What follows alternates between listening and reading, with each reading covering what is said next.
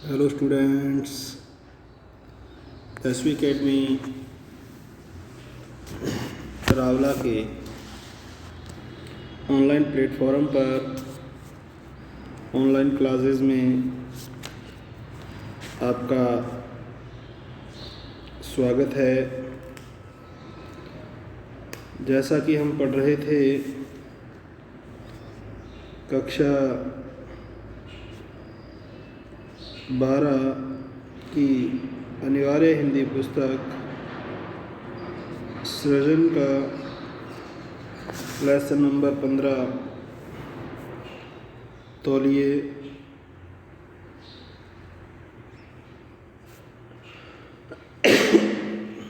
उसमें हमने पढ़ा था कि किस प्रकार से मधु ज़रूरत से ज़्यादा सफाई पसंद है और किस प्रकार से फिर बसंत अपना मत रखता है कि मुझे गंदगी से घृणा नहीं है, यानी कि मुझे गंदगी से नफ़रत नहीं है किसी प्रकार की, किंतु मैं गंदगी पसंद नहीं करता। बड़ा नाजुक सा फ़र्क है। यदि हमें जीवन का सामना करना पड़ेगा तो रोज़ गंदगी से दो चार होना पड़ेगा, यानी कि उससे भी हमारा वास्ता अवश्य पड़ेगा। तो फिर इससे घृणा या नफ़रत कैसी? जिन गरीबों को तुम अपने बरामदे के फर्श पर भी पाँव न रखने दो, मैं उनके पास घंटों तक बैठ सकता हूँ। तो यहाँ तक हमने इसको पढ़ा था। तो उसके पश्चात आगे पढ़ते हैं।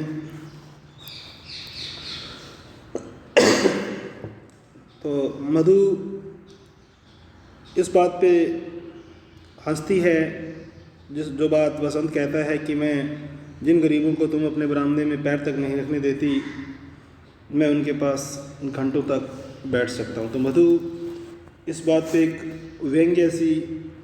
व्यंग्य रूपी हंसी सी हंसती है।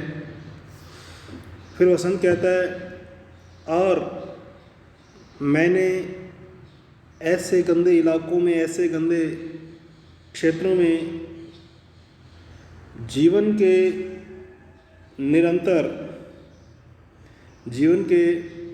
लगातार कई वर्ष बिताए हैं, जहाँ तुम्हारी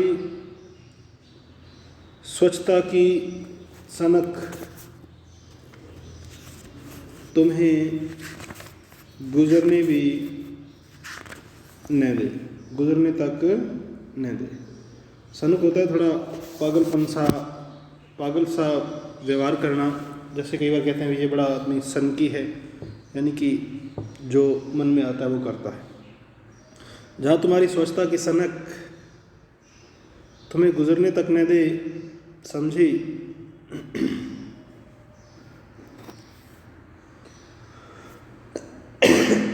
मधु कह रही है वहीं बैठे बैठे, और वैसे ही स्वेटर बुनते हुए कह रही है, पर अब तो आप विपन्न नहीं, विपन्न का मतलब गरीब या कमज़ोर, अब तो आप विपन्न नहीं हो, गरीब नहीं रहे। अब तो आप गंदे इलाकों में नहीं रहते, और इसके साथ साथ आप गंदे इलाकों में भी नहीं रहते। विपन्नता की विवशता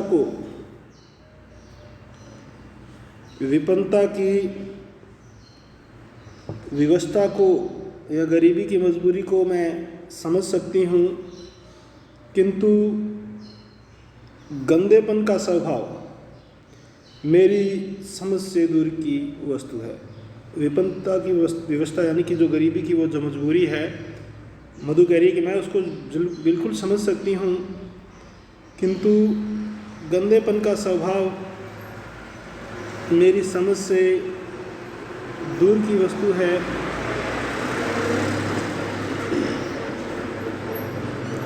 तो वसंत कह रहा है, तो तुम्हारे विचार से मैं स्वभाव से गंदा हूँ? तो वसंत ने प्रत्युत्तर दिया कि तो तुम्हारे विचार से मैं स्वभाव से गंदा हूँ। मधु उसी विशैली हंसी के साथ मैं कब कहती हूँ? अब वसंत खड़ा हो जाता है।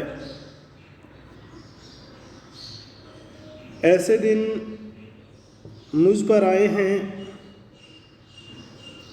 जब एक बनियान पहने मुझे कई दिन गुजर जाते थे। वसंत खड़ा हो जाता है और फिर अपनी बैकग्राउंड बताता है कि ऐसे दिन पे मुझ पर आए हैं जब एक बनियान पहन मुझे कई दिन गुजर जाते थे। उसे धोने तक का अवकाश नहीं मिलता था, मौका नहीं मिलता था, और अब मैं दिन में 2 बार बनियान बदल लेता हूँ। अगर यह गंदेपन की आदत है तो। मधु उसी हंसी के साथ कहती है, मैं कब कहती हूँ? फिर वसंत, स्वच्छता बुरी नहीं, पर तुम तो हर चीज़ को सनक की हद तक पहुँचा देती हो और सनक से मुझे चिढ़ है। फिर कमरे में घूमने लगता है। बनियानों और तौलियों की कैद मैंने मान ली, किंतु यदि मैं गलती से बनियान न बदल पाऊँ या गलत तौलिया ले लूँ तो इसका मतलब यह तो नहीं कि मैं स्वभाव से या नेचर से गंदा हूँ। और मेरे इस स्वभाव पर तुम्हें मुंह फुलाकर बैठ जाना या अपनी विषैली हंसी बिखेरना चाहिए। मधु चुप रहती है। वसंत रेडियो के पास से, तुमने अपने आप को इन मिथ्या बंधनों में, इस प्रकार के झूठे बंधनों में इतना जकड़ लिया है कि मेरा जरा सा यानी कि थोड़ा सा भी खुलापन भी तुम्हें अखरता है। अपने सिद्धांतों को तुमने सनक की हद तक पहुंचा दिया है, उसी और निम्मो। मधु बुनना छोड़ देती है। आपने फिर उसी और निम्मो की बात चलाई। उसी और निम्मो। वसंत हंसते हुए कह रहा है, कल मिल गई बाजार। मैंने पूछा, निम्मो आई नहीं।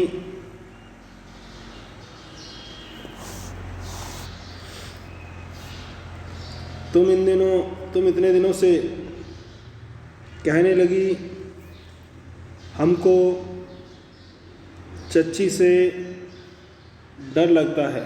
तो वो क्या कहने लगती है कि हमको चच्ची से डर लगता है, अर्थात चाची से डर लगता है, और फिर हंसता है। मधु उसी विशैली हंसी के साथ, जहरीली हंसी के साथ, मैं उन्हें खा जो जाती हूँ।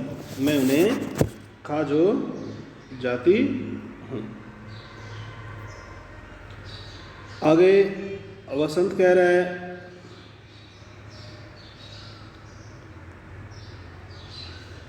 तिपाही के पास से खाओगी तो तुम क्या, पर वे बच्चियां हैं।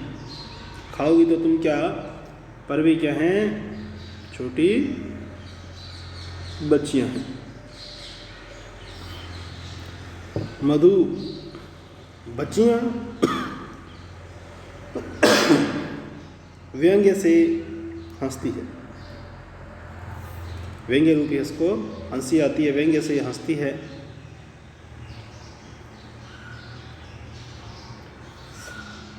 फिर वसंत उसके व्यंग्य को सुना अनसुना करके तिपाई पर बैठते हुए, 3 पायों वाली कोई कुर्सी वगैरह या मेज़ वगैरह है उस पर बैठता है। हंसना उनका स्वभाव है। वे हंसेंगी तो विवाद की बात पर हंसेंगी और तुम्हारा एटिकेट बस दबे दबे घुटे घुटे फिरो। तुम्हारा स्वभाव है, तुम्हारा नेचर है कि बस दबे दबे से और घुटे घुटे से फिरो। बेजारी से सिर हिलाकर उठता है जो आदमी जी भरकर खा पी नहीं सकता, हंसा नहीं सकता, वह जीवन में कर ही क्या सकता है। क्या कह रहा है? जो आदमी जी भर खा पी नहीं सकता, हंसा नहीं सकता, वह जीवन में कर ही क्या सकता है। चिंताओं और आपत्तियों के बंद नहीं क्या कम हैं। चिंताओं और आपत्तियों के बंद नहीं क्या कम हैं, जो जीवन को शिष्टाचार की बेड़ियों से जकड़ दिया जाए। यह न करो, वह न करो, ऐसे न बोलो, वैसे न बोलो, इन आदेशों का कहीं अंत भी है। क्या इन आदेशों का कहीं अंत भी है? आगे मधु चुप रहती है और वसंत अब कह रहा है, और फिर तुम्हारे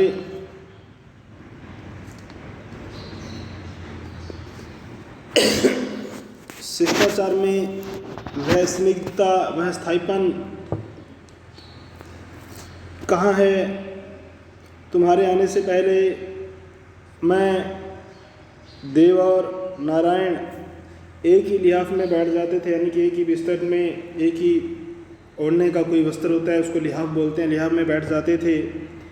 जरा कल्पना तो करो सर्दियों की सुबह या शाम एक ही चारपाई पर, एक ही रजाई घुटनों पर ओढ़े 4-5 मित्र बैठे हैं, गप्पें चल रही हैं, सुख दुख की बातें हो रही हैं, वहीं चाय आ जाती है, साथ साथ बातें होती है और साथ साथ चुस्कियाँ लगती है, यानी कि चाय की चुस्कियाँ। इस कल्पना में कितना आनंद है, कितनी स्निग्धता यानी कि सफाई वगैरह है, यानी कि प्रसन्नता का भाव भी कह सकते हैं इसको। अब मित्र आते हैं, अलग अलग कुर्सियों पर बैठ जाते हैं, पर एक दूसरे पर बोझ मालूम होता है, भार सा महसूस होता है। जोश से चिड़िया तक तो फटकने नहीं देती तुम बिस्तर के पास। मैं तो इस तकल्लुफ़ में घुटा सा जाता हूँ, यानी कि इस जीवन को मैं घुटन भरा सा महसूस कर रहा हूँ। जाकर कुर्सी पर बैठ जाता है और हजामत का सामान ठीक से रखने लगता है। आगे मधु कह रही है, मैं तकल्लुफ़ स्वयं पसंद नहीं करती, पर जब दूसरों को सफाई का कुछ भी ख्याल न हो तो विवश हो इससे काम लेना पड़ता है। आप ही बताइए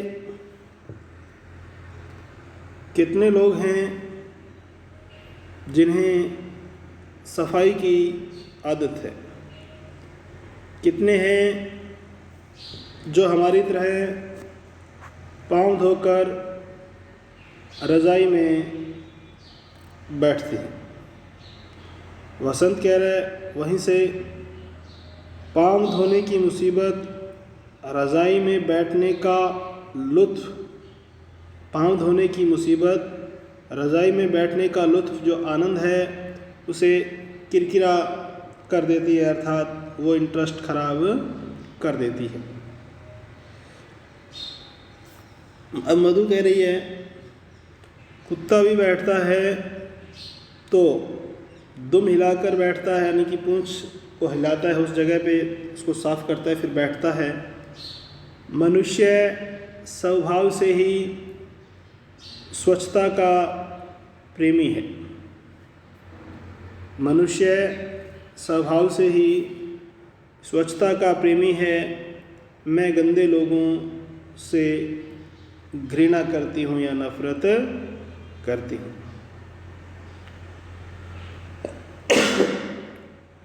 फिर स्वेटर बुनने लगती है। अब वसंत कह रहा है मुड़कर,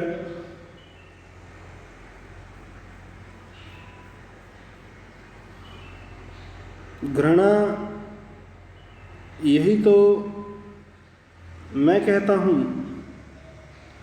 तुम्हें मुझसे घृणा है, नफ़रत है, मेरे स्वभाव से घृणा है, नफ़रत है। तुम्हारा वातावरण मेरे वातावरण से घृणा करता है, नफ़रत करता है।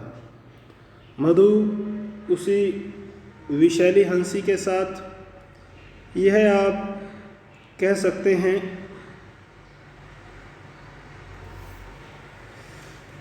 वसंत कह रहा है तुम्हें मेरी हर एक बात से घृणा है, तुम्हें मेरी हर एक बात से घृणा है, नफ़रत है। मेरे खाने पीने से, उठने बैठने से, हंसने बोलने से। मैं जब हंसता हूँ सीना फुलाकर हंसता हूँ, अर्थात खुली हंसी हंसता हूँ, और इसीलिए ऊसी और निमो। मधु स्वेटर को फेंकती है। स्वेटर को फेंककर आपने फिर ऊसी और निम्मो की कथा छेड़ी।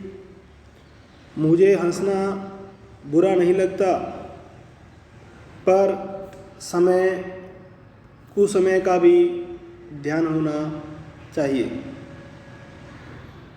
उस दिन पार्टी में आते ही उसी ने मेरे कान पर चुटकी ले ली और निम्मो ने मेरी आंखें बंद कर ली।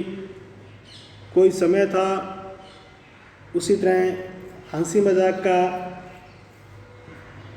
मुझे हंसी मजाक से घृणा नहीं है, अशिष्टता से घृणा है, यानी कि जो अशिष्ट, जिसमें शिष्टाचार नहीं है, उन चीज़ों से मुझे घृणा, नफरत है। वसंत उसी, मधु परले सिरे की, यानी कि अव्वल दर्जे की अशिष्ट और असभ्य लड़की है।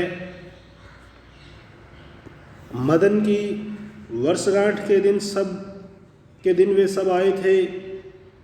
निम्मो इतनी चंचल, यानी कि नटखट लड़की है, पर वह तो बैठ गई एक और, यानी कि निम्मो भी इतनी चंचल है, वह तो एक और बैठ गई।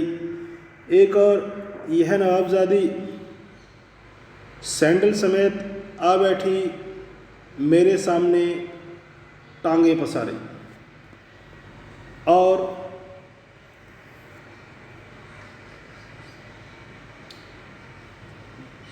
उसके गंदे सैंडल मेरी साड़ी के बिल्कुल समीप आ गए। आप इस अशिष्टता को शौक़ से पसंद करें, मैं तो इसे कदापि पसंद नहीं करती। जिसे बैठने उठने वालों बोलने का सलीका नहीं, वह मनुष्य क्या पशु है। तो आज के लिए स्टूडेंट्स इतना ही, बाकी जो अंश बचा है उसको हम आगामी ऑनलाइन क्लास में पढ़ेंगे। बहुत बहुत धन्यवाद। जय हिंद, जय भारत।